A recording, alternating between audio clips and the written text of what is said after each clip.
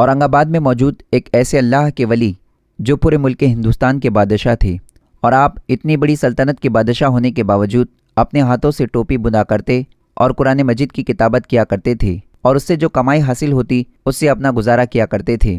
آپ نے کبھی سلطنت کی امانت میں خیانت نہیں کی۔ آپ رحمۃ اللہ تعالی علیہ نے ویسے تو بہت سی مسجدیں قائم کی، جن میں سے ایک مسجد اورنگ آباد کی سرزمین پر موجود ہے جو آپ ہی کے نام سے منسوب ہے۔ اس مسجد میں ایک پتھر ہے جس پر آپ بیٹھ کر قرآن مجید کی کتابت کیا کرتے تھے۔ تو آئیے ناظرین، ان ولی اللہ کے تعلق سے مزید معلومات حاصل کرنے کے لیے آپ اس ویڈیو کو شروع سے آخر تک ضرور دیکھیں۔ السلام علیکم ناظرین، میں مدثر نوری پھر ایک بار حاضر خدمت ہوں ایک نئی ویڈیو کے ساتھ۔ تو ناظرین، آج کی اس ویڈیو میں ہم جن ولی اللہ کی بارگاہ کی زیارت کر رہے ہیں، ان کا پورا نام شہنشاہ ہندوستان حضرت ابو المظفر محی الدین محمد اورنگزیب عالمگیر رحمۃ اللہ تعالی علیہ ہے۔ آپ کی ولادت 22 شوال 1027 ہجری بمطابق 14 اکتوبر 1618 عیسوی کو دہاڑ گجرات میں ہوئی۔ آپ کے والد کا نام سلطان شاہ جہاں بن جہانگیر اور والدہ کا نام بیگم ممتاز محل ہے۔ آپ کے والد شاہ جہاں گجرات کے گورنر تھے۔ رمضان المبارک 1035 ہجری بمطابق 1626 عیسوی کو شاہ جہاں کی بغاوت ناکام ہونے کے بعد اورنگزیب عالمگیر اور آپ کے بھائی دارا سکھوں کو سلطان جہانگیر اور بیگم نور جہاں کے پاس بطور ضمانت لاہور میں رکھا گیا۔ 19 جمادی الثانی 1037 ہجری بمطابق 26 فروری 1628 عیسوی کو جب شاہ جہاں سلطان بنے تو آپ کو آگرہ کے قلعے میں لایا گیا۔ یہاں آپ نے ملا موہن بہاری سے تعلیم و تربیت حاصل کی۔ آپ نے ان سے عربی اور فارسی کی تعلیم حاصل کی۔ آپ 6 مہینے میں حافظ قرآن ہوئے۔ سبحان اللہ۔ ذی القعدہ 1042 ہجری بمطابق 28 مئی 1633 عیسوی کو مغل لشکر کی چھاؤنی سے ایک ہاتھی بھاگ گیا۔ لوگ اس سے بچنے کے لیے بھاگنے لگے۔ حضرت اورنگزیب عالمگیر رحمۃ اللہ تعالی علیہ نے ایک بھالا لے کر اس ہاتھی کا سامنا کیا اور خود کو اور لوگوں کو اس ہاتھی سے بچایا۔ آپ کی بہادری کو دیکھ کر آپ کے والد شاہ جہاں نے آپ کو بہادر کا لقب عطا کیا اور آپ کو سونے سے تولا گیا اور 2 لاکھ تحفے دیے گئے۔ آپ رحمۃ اللہ تعالی علیہ نے پورے ملک ہندوستان پر 49 سال تک حکومت کی۔ حضرت خواجہ شیخ محمد سیف الدین نقشبندی مجدد سرہندی رحمۃ اللہ تعالی علیہ کے آپ مرید تھے۔ حضرت آپ کو خاٹو کے ذریعے تعلیم عطا فرماتے تھے۔ آپ ہمیشہ سادگی پسند فرماتے، خود ٹوپیاں بنا کر اور قرآن مجید کی نقل کر کے اور اسے جو کمائی ہوتی اس سے اپنا گزارا کیا کرتے تھے۔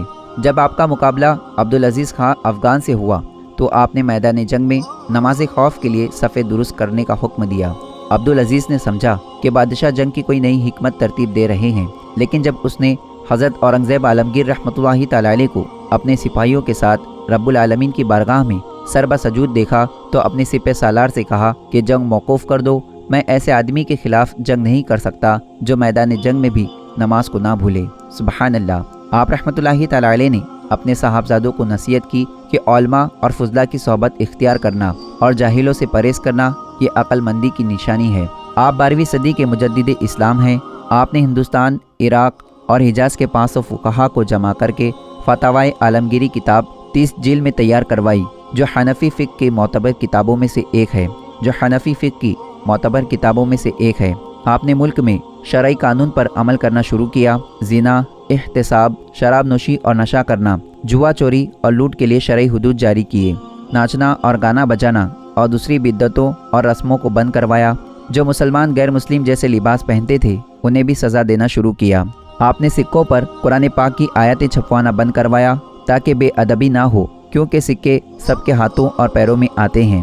آپ نے کئی مسجدیں اور مندریں بنوائی۔ آپ نے بادشاہی مسجد لاہور، موتی مسجد، لال قلعہ دہلی، بنارس، سری نگر کشمیر جیسی مسجدیں تعمیر کی اور حضرت سید عبدالرحیم شاہ بخاری کی درگاہ اور لال باغ قلعے کی تعمیر کروائی۔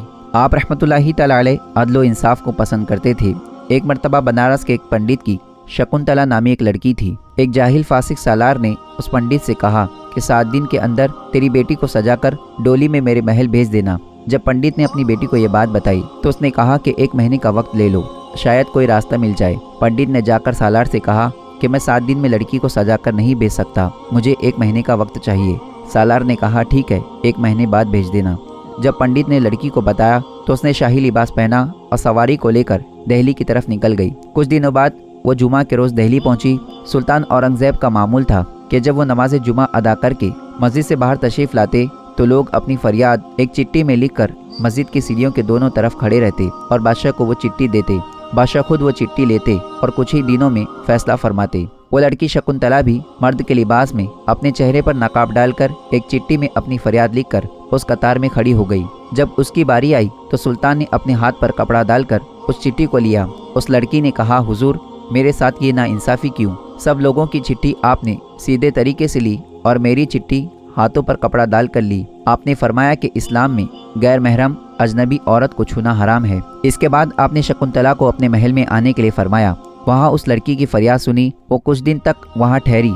फिर आपने उसे अपने घर लौट जाने के लिए कहा। जब वो अपने घर वापस आई तो उसके बाप ने उससे पूछा तो उसने कहा कि बादशाह ने कहा है कि बेटी तू लौट जा, तेरी डोली वक्त पर उठेगी। लेकिन मैं जितने दिन वहाँ रुकी तो मुझे बेटी कहकर बुलाया है। मुझे उम्मीद है कि वो हमारी ज़रूर मदद करेंगे। 1 महीने का वक्त गुजर जाने के बाद शकुंतला की डोली सजकर सालार के महल में पहुंची। सालार ने डोली को देखकर खुशी में फकीरों को पैसे देने शुरू किए। एक कंबल पोश फकीर ने कहा, मुझे हाथ में पैसे दे। उसने जब हाथ में पैसे दिए तो उस फकीर ने अपने चेहरे से कंबल हटा दिया। सालार ताज्जुब हुआ और खौफ से कांपने लगा, क्योंकि वो फकीर कोई और नहीं बल्कि खुद औरंगजेब आलमगीर थे। बादशाह औरंगजेब आलमगीर रहमतुल्लाहि तआला अलैह ने फरमाया कि तेरा एक पंडित की लड़की की इज्जत पर हाथ डालना मुसलमान हुकूमत पर दाग लगा सकता है, इसलिए तुझे इसकी सजा दी जाएगी। फिर आपने 4 हाथी मंगवाए और उस सालार के दोनों हाथों और पैरों को बांधकर फिर हाथी से बांधकर हाथियों को अलग अलग सिम दौड़ाया गया और इस तरीके से सालार को चीर दिया गया।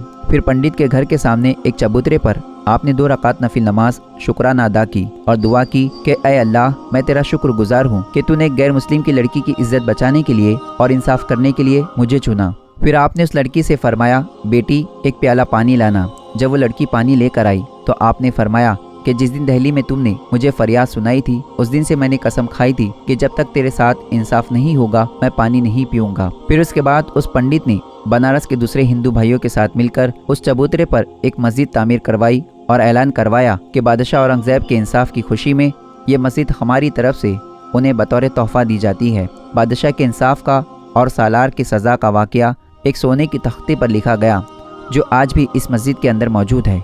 ये मस्जिद धानेडा की मस्जिद के नाम से मशहूर है। आपकी 5 बीबियाँ, 5 साहबजादे और 6 साहबजादियाँ हैं। आप रहमतुल्लाहि तआला अलैह का विसाल 28 ज़िलक़ादा 1118 हिजरी बामुताबिक 3 मार्च 1707 ईस्वी को जुमा के रोज़ अहमद नगर में हुआ। विसाल के वक्त आपके पास कुरान मजीद के नकल के 350 रुपये और टोपी बनाने के 14 रुपये 12 आने थे। आपने वसीयत फरमाई कि उसमें से सिर्फ 14 रुपये 12 आने खर्च करके मेरी कब्र तैयार की जाए। आपकी वसीयत के मुताबिक मोहम्मद आज़म शाह और ज़ीनतुन्निसा आपके जिस्म अक़दस को खुल्दाबाद लाए और हज़रत ख्वाजा ज़ैनुद्दीन दाऊद शिराज़ी रहमतुल्लाहि तआला अलैह के मज़ार के करीब आपको दफन किया गया। आपका मज़ार खुल्दाबाद में हज़रत ख्वाजा ज़ैनुद्दीन दाऊद शिराज़ी रहमतुल्लाहि तआला अलैह की पायती में मौजूद है। तो माशाअल्लाह नाज़रीन, ये थी हज़रत औरंगज़ेब आलमगीर रहमतुल्लाहि तआला अलैह की बारगाह की ज़ियारत और आपकी तामीर करदा मस्जिद की ज़ियारत और आपके ताल्लुक़ से मुख्तसर सी मालूमात। उम्मीद करता हूँ कि आज का ये वीडियो आपको पसंद आया होगा। वीडियो पसंद आए तो इस वीडियो को लाइक करके ज़्यादा से ज़्यादा शेयर करें। अल्लाह रब्बुल इज़्ज़त की बारगाह में दुआ है कि मौला हुज़ूर सल्लल्लाहु तआला अलैहि वसल्लम और तमाम औलिया अल्लाह और अहले बैत के वसीले से हम सबको मुकम्मल इश्क़ रसूल अता फ़रमाए, हम सब के ईमान की हिफाजत अता फ़रमाए और हम सबको नेक अमल करने की तौफ़ीक अता फ़रमाए। और अल्लाह ताला हम सबको अपने नेक बंदों के सदक़े में अदल व इंसाफ़ करने की तौफ़ीक अता फ़रमाए। और जितने भी लोग इस वीडियो को देख रहे हैं, अल्लाह ताला उन सब की तमाम दिली जायज़ नेक तमन्ना आरज़ू मुरादों को पूरी अता फ़रमाए। जो लोग परेशान हाल हैं उनकी परेशानियों को दूर अता फ़रमाए। जो लोग बीमार हैं उन्हें मुकम्मल शिफा कामिला वाजिला अता फ़रमाए। और जो कर्ज़दार हैं उन्हें कर्ज़ से निजात अता फ़रमाए और उनके रिज़्क़ में खूब बरकत अता फ़रमाए। आमीन सुम्मा आमीन। तो नाज़रीन, इस वीडियो के नीचे कमेंट बॉक्स में एक मरतबा आमीन ज़रूर लिखें और इस वीडियो को लाइक करके ज़्यादा से ज़्यादा शेयर करें। क्या पता कि इसका आमीन कहना अल्लाह की बारगाह में कबूल हो जाए और हम सब की मन्नतें मुरादें दुआएं पूरी हो जाए। तो फिर मिलते हैं ऐसे ही नॉलेजेबल और इन्फॉर्मेटिव वीडियो के साथ। जब तक के लिए खुदा हाफिज़। अस्सलामु अलैकुम व रहमतुल्लाहि व बरकातुहू।